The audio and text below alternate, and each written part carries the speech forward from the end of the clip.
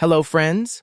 Today we're going to talk about the amazing story of the witches. This is a story about a young boy whose name is never revealed in the book and his incredible adventure when he has to fight against real witches, not the imaginary fairy tale kind, but real live witches who want to get rid of all the children in the world.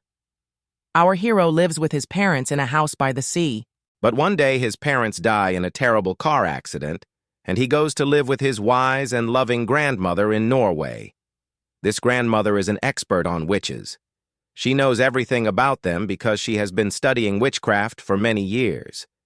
She teaches her grandson that witches are not these fairy tale characters with broomsticks and pointed hats. Real witches look like ordinary women and live right among us.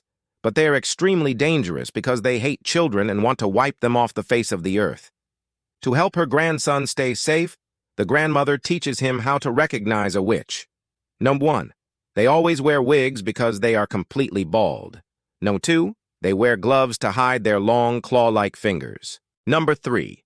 Their feet have no toes, so they squeeze into these pointy shoes. And number 4. Their eyes have a strange, shimmering glow. Then one day, the boy and his grandmother go on holiday to a grand hotel by the seaside in England. One day, while exploring the hotel, the boy accidentally stumbles into a ballroom and overhears a very important meeting. To his horror, he discovers that all the women in the room are witches and that this is the annual gathering of all the witches of England. The boy hides and continues to listen. And then the most terrifying witch appears. This is the Grand High Witch, the most powerful witch in the world. She reveals her latest evil plan. She has invented a magical potion called Formula 86 Delayed Action Mouse Maker.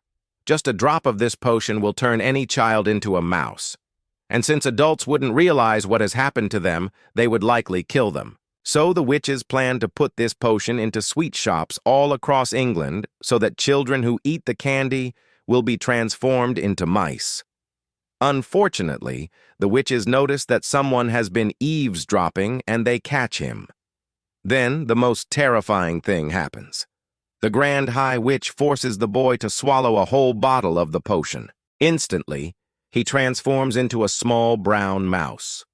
But unlike an ordinary mouse, he keeps his human mind, and he can even still speak to his grandmother. Now the boy and his grandmother have to find a way to stop the witches and reverse the spell. Since the boy is now a mouse, he's much smaller than before. So he sneaks into the witch's room while they are sleeping and steals a bottle of the potion from the top of the wardrobe. Then he sneaks into the kitchen and manages to pour it into the witch's food during dinner. All the witches, including the Grand High Witch herself, are turned into mice. In the morning, all the guests and staff are horrified to discover that the witches have disappeared and mice are running around everywhere. The boy and his grandmother escape from the hotel and watch as the terrified humans try to get rid of the mice. Although the boy remains a mouse permanently because there is no way to undo the spell, he accepts his new life with courage. His grandmother reassures him that she loves him just the same, and they decide to dedicate the rest of their lives to hunting down and destroying witches across the world. So the boy and his grandmother travel all over the world fighting witches and saving children. They visit places like New York City, Jamaica, Mongolia, China, and many others. They meet many interesting people along the way, including a talking cat, a former police officer, and even a mouse psychologist. Together, the boy and his grandmother destroy many witches and prevent countless children from being turned into mice.